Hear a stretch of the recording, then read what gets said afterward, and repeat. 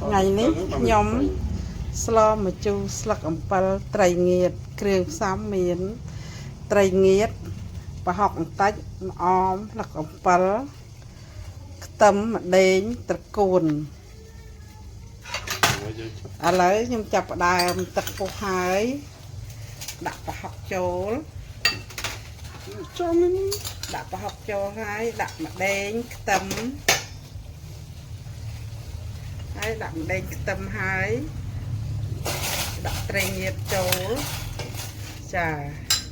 កូរវាបន្តិចចាឲ្យវាពុះចេញជាតិឲ្យឆ្អិនឲ្យពុះឲ្យភ្លើងថែមបន្តិចឲ្យវាពុះឲ្យខ្លាំងត្រីងៀតយើងឆាប់បានញ៉ាំទេដោយសារថាវាក្រៀមស្រាប់សម្លនេះសម្រាប់អ្នកកាន់សិលអត់សម្រាប់សត្វ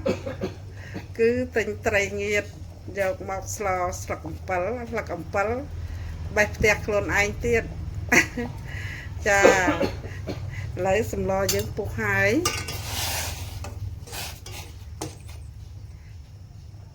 សម្លយើងពុះហើយយើងថែមប៊ីចេងបន្តិចសម្លយើងចាប់តាមពុះខ្លាំងហើយយើងថែមប៊ីចេងបន្តិចថែមប៊ីចេង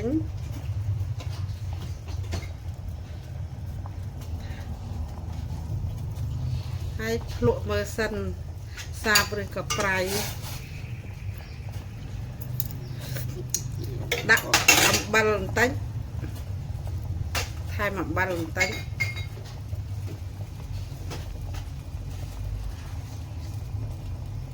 ចាថែមអំបិល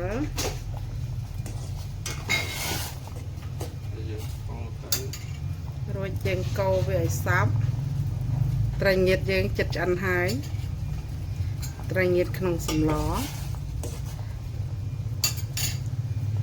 តបមកយើងដាក់ស្លឹកអំពិលចូល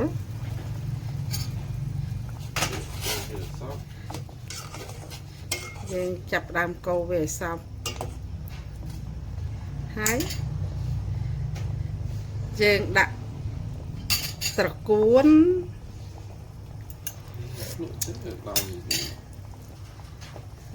សម្លយើងឆ្ងាញ់ហើយចឹងយើងដាក់ត្រកួនចូលឲ្យត្រកួនពុះសាប់សិន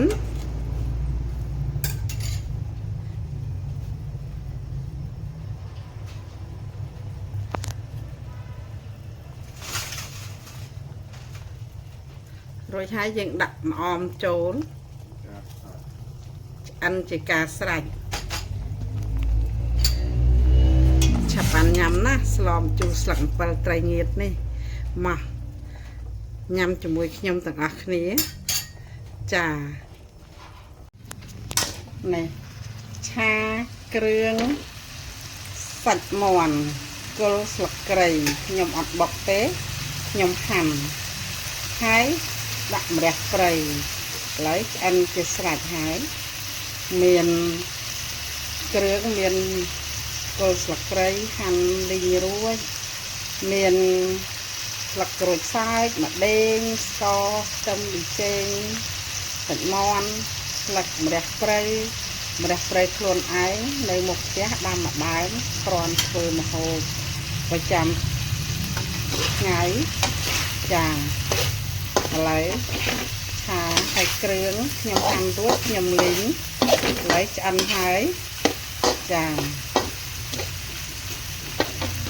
ឆ្អិនសពគ្រប់ហើយឥឡូវមកបងប្អូនញ៉ាំជាមួយខ្ញុំចាខ្ញុំឆាសាច់មាន់ចាអរគុណច្រើន